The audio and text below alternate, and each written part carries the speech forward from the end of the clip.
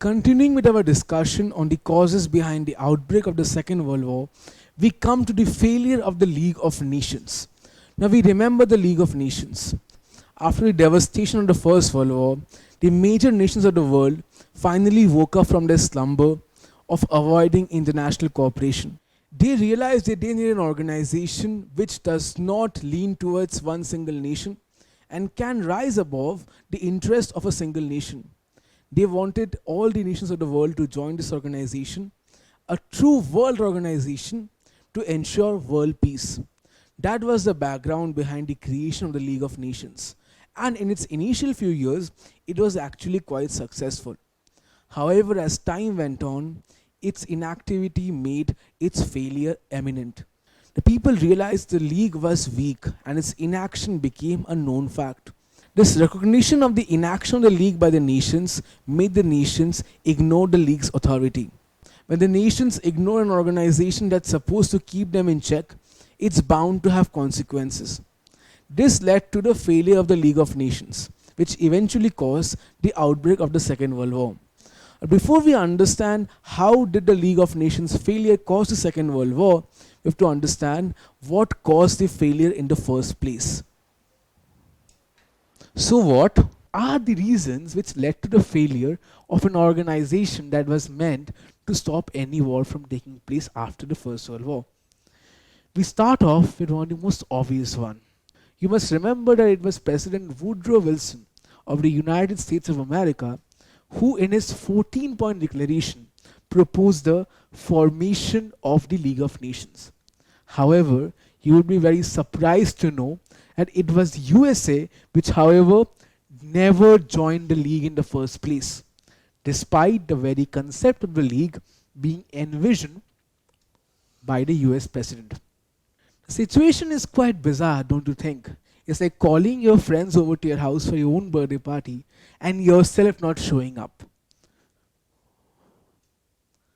The reason the United States of America never joined the League of Nations is because its own Congress, its legislative body, did not allow the country to join the League.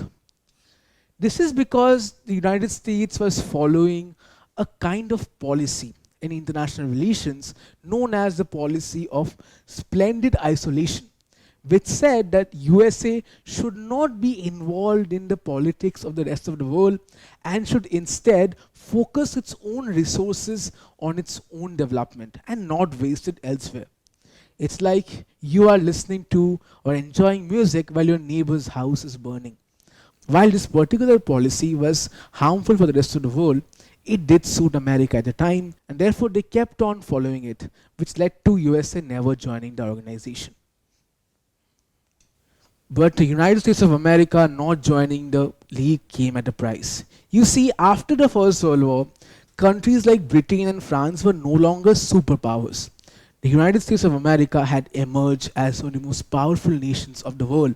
And the very fact that USA remained separated or distant from the League made the other countries not take the League as seriously as they should have.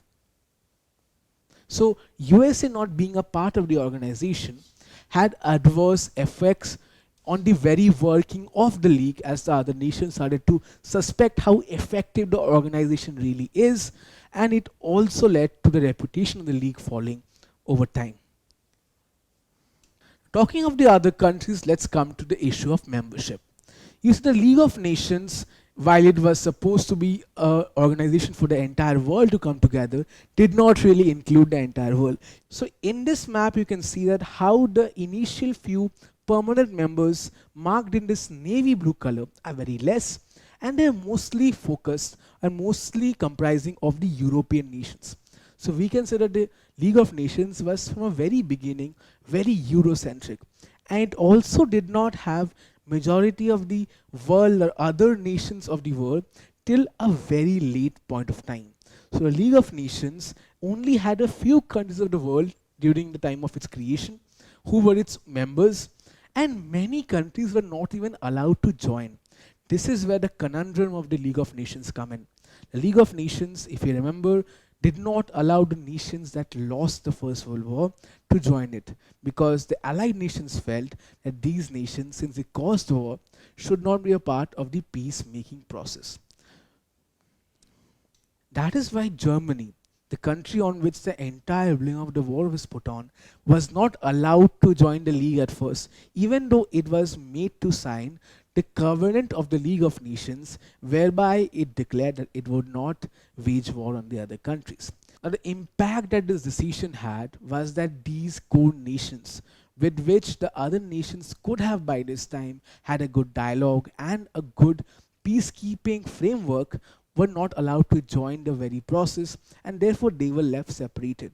Now, many historians claim that this particular reason to keep the vanquished nations out of the league was not a logic driven argument, rather, it was an ego driven argument, which said that only the victors could really declare, which said that only the victors of the war could decide what the future of the world looks like. Now, after a certain point of time, Germany and the other Central Powers were allowed to become members of the League of Nations. But by that time, it was too late. You see, by that time, there were the rise of new and dictatorial political powers, especially in the countries of Germany and Italy.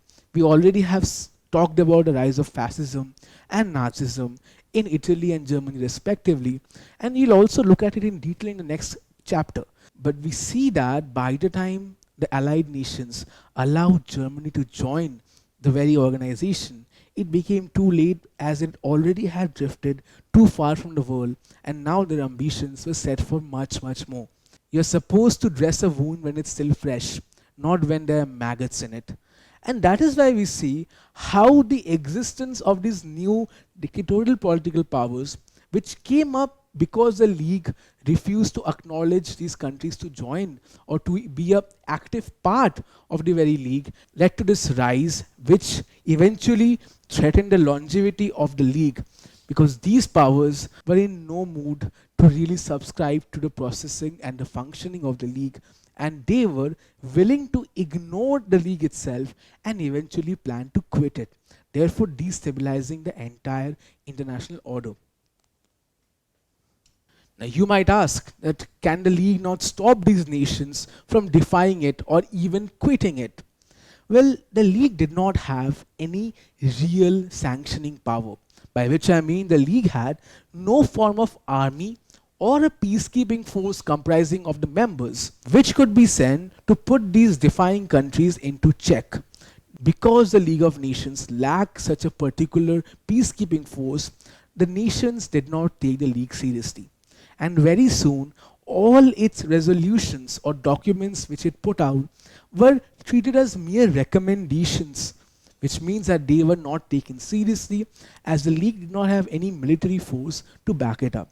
Now, in this illustration, you can see how the League of Nations is practically purposeless and of no use, while the rest of the world are fighting amongst each other. We can see over here a Nazi cop, and Mussolini himself is choking innocent Eastern European countries, while over here you see Russia is also using brute force against its neighboring countries, whereas the League of Nations, instead of having any force to stop them, is merely begging them to stop, like a person just whistling at the bullies. The whistling would not make them stop, real force only could have made them stop. Now, as the nations did not take the League of Nations seriously anymore, they decided to go much against its very mandates. The first of which was to cause war. So, League of Nations, again in these situations, could do nothing of substance to really prevent many armed invasions which took place during this period in the interwar period of Europe. And all these events together eventually led to the outbreak of the Second World War. So over here you see the Italian annexation of Abyssinia, an African country. And we also see the Japanese invasion of Manchuria, which was a province in China. So many such similar armed aggressions took place, invasions took place, and the League could not do anything of substance because it could not make all its members come together and really sanction any kind of force to stop these invasions or aggressions. And therefore, these ambitious and dictatorial powers continued with their expansions and invasions with no real force to stop them. Now, ultimately, the League of Nations failed in its very core purpose. So, if you remember in a nutshell, the very purpose of the League of Nations was to prevent any sort of global conflict or a world war to occur again. It said that another world war should not take place. However, the League failed the very day the Second World War broke out, and it could do nothing about it.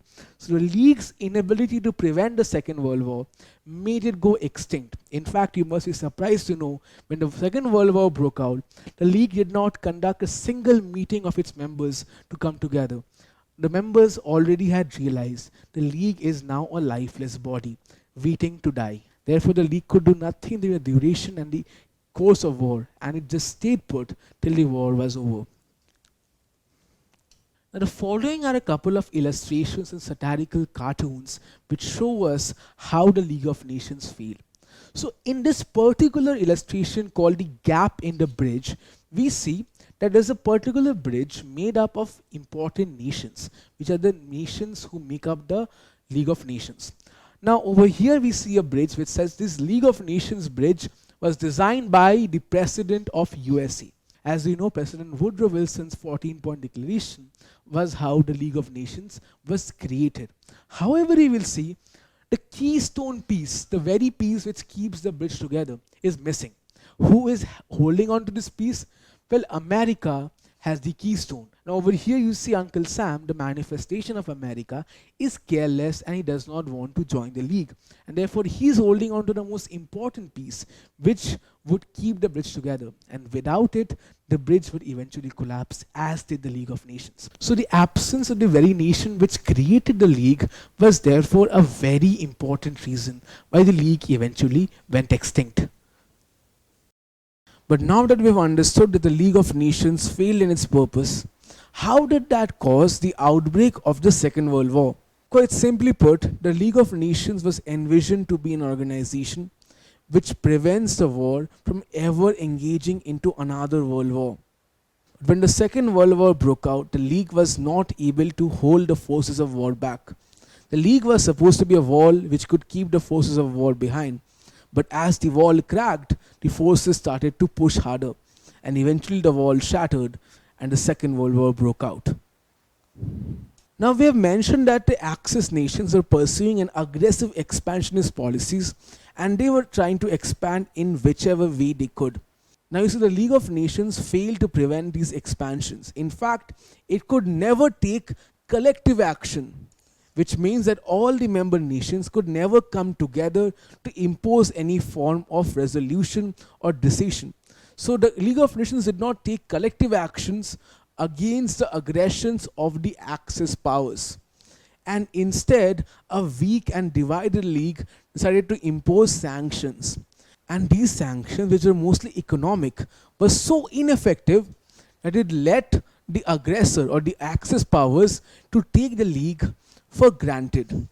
If the League of Nations could have taken collective action, these aggressions could have been put in check. But that was not to be the case.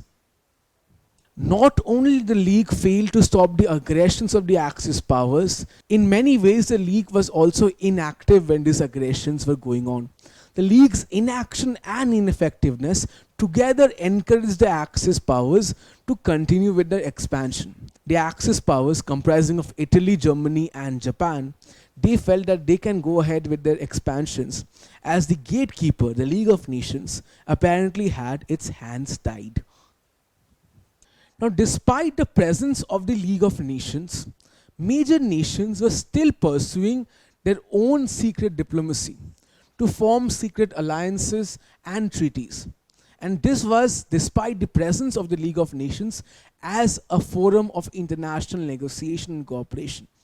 Now, due to this, the member nations of the League became highly skeptic of each other. They started to distrust each other because they felt that the other nation might just put up an illusion of good relations, but behind their back, they're actually planning to overpower them. Therefore, the conduction of secret diplomacy by the major powers, despite the presence of the League, made the member nations highly skeptical of each other. And this only led to armament, a stockpiling of arms against each other, and also more secret alliances. The final nail on the League's coffin was when it was unable to counter the German invasion of Poland. In fact, Germany did not even think twice before moving its troops into Poland, thus showing the entire world how little did Germany care about the League's sanctions and the League's action. This proved that the League was truly inactive, as not only was it unable to counter the German invasion of Poland, it could also not prevent the international tension caused by this event. Eventually, the League became powerless and dissolved, and the Second World War became inevitable. We can best understand the situation by this timeless quote by Jerry Brown that sometimes the highest form of action is actually inaction. That was the case of the League of Nations. Not only was it ineffective, its very inaction caused the Second World War to break out. While other causes aggravated the outbreak of the Second World War, the failure of the League of Nations failed to prevent the outbreak of the Second World War. Nevertheless, the failure of the League of Nations was crucial behind the outbreak of the Second World War, as a powerful League of Nations could have easily avoided this war from breaking out. Therefore, in this lesson, we were able to understand how the failure of the League of Nations caused the outbreak of the Second World War. In the subsequent lesson, we would be looking at the immediate cause of the Second World War. What was the trigger incident which truly broke out the Second World War? Don't forget to subscribe to our channel and hit the bell icon. You can also register for free at DeltaStep.com or download the DeltaStep app to learn one-to-one with our amazing teachers, or to get access to all our 5,000 plus amazing videos as per your school syllabus. Master each topic with our adaptive practice technology. Get million plus questions with step-by-step solutions and unlimited mock tests. Get all your doubts resolved instantly. Learn via games and win amazing prizes like PlayStations and iPads. So at DeltaStep, learning is not just fun and easy, it is rewarding too. So register for free now.